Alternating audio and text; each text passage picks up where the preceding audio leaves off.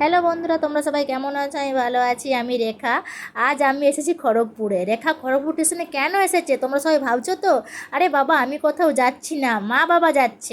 যাচ্ছে কর্ণাটক। দাদা ওখানে আছে, দাদার কাছে ঘুরতে যাচ্ছে। ওই দেখো, ওইখানে মা বাবা বসে আছে, দেখেছো তো সবাই?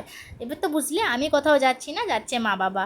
আর আমি যখনই মা বাবার যাওয়ার থাকে তখনই আমি গাড়ি তুলতে আসি। অন্যবারে মেছাদা থেকে গাড়ি থাকে, এবারে ছিল খড়গপুর থেকে। আর আমি তুহিনকেও নিয়ে এসেছি, কারণ তুহিন কোনোদিনও খড়গপুর স্টেশনে আসেনি, তাই ওকেও নিয়ে এসেছি দেখার জন্য কত বড় স্টেশন আর কত গাড়ি। ওকে দেখানোর জন্যই নিয়ে এসেছি। ও তো বারবার দেখছে আর আমাকে বলছে, মা দেখো কত বড় ট্রেন, থামছেই না, একবার এগোচ্ছে আবার পেছোচ্ছে। ওর খুব ভালো লাগছে, আমার দেখে মনে হচ্ছে সত্যি ওর খুব ভালো লাগছে, কারণ ও তো সচরাচর ঘর থেকে বেরোয় না, ঘরেতেই থাকে, ওর পড়াশোনা নিয়ে থাকে। তো এই দেখো, কথা বলতে বলতে আমাদের ট্রেন এসে গেছে। এবার আমরা ট্রেনে উঠে গেলাম আর মা বাবাকে একদম বস করে দিয়ে আমি নেমে যাব। তো অনেকগুলো ব্যাগও হয়েছে, খুব ভারী ব্যাগগুলো।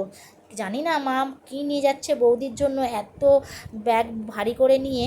তো যাই হোক, ব্যাগগুলো গুছিয়ে দিলাম, দিয়ে আর মা বাবাকে সিটটা দেখিয়ে দিলাম যে তোমার এখানে আছে আর তোমার ওইখানে আছে, যাই পাশাপাশি সিট দুজনের পড়েছে, কোনো অসুবিধা হবে না। আর কেউ সঙ্গে নেই, মা বাবা দুজনেই আছে, তাই একটু টেনশন হচ্ছে যেতে পারবে কি না।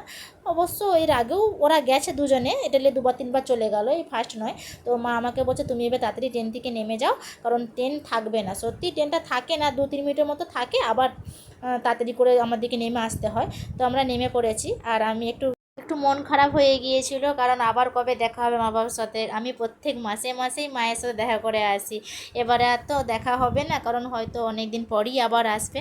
ট্রেন ছাড়ার আগে আমি বেরিয়ে চলে এসেছি। আর আমাদের ড্রাইভার দাদা এত তাড়া লাগাচ্ছে, কারণ অনেকটাই সময় লেগে গেছে আমাদের, জানি লেট হয়ে গেছে, আবার আমার দিকে ঘাটাল ঘুরে আসতে হবে। আর ঘাটাল আসতে প্রায় খড়গপুর থেকে 3 ঘন্টার মতো সময় লাগে। তাড়াতাড়ি করেই আমরা বাইরে বেরিয়ে আসছিলাম, আর ড্রাইভার দাদা তো তাড়াহুড়ো করে চলে যাচ্ছে।